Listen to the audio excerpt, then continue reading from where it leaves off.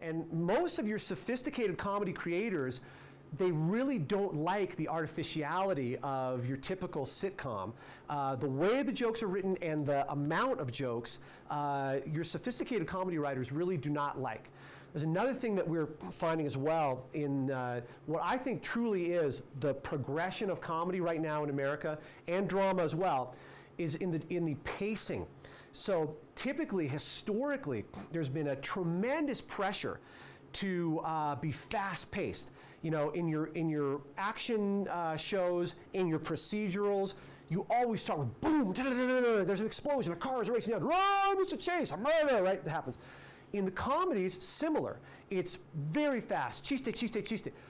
The first producer that I worked for in comedy, he had one phrase that he used so many times that somebody crocheted it, sewed it as a message, and framed it on a wall in his office as like a joke, kind of an insult to him, because he kept saying, pacing and energy.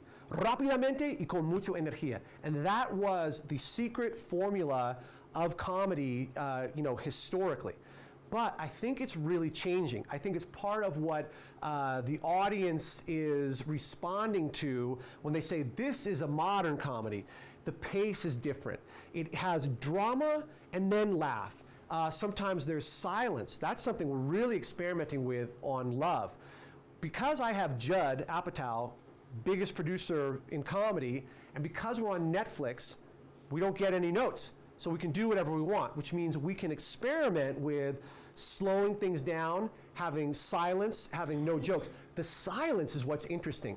When you have two characters in a comedy who just stop talking and are kind of awkward with each other, it's so chistoso, it's so funny, it's so natural, it feels like life, it feels tense, and it's just never done in comedy because of that pacing and energy rule that has always been in comedy. So that's part of definitely the evolution that we're seeing now.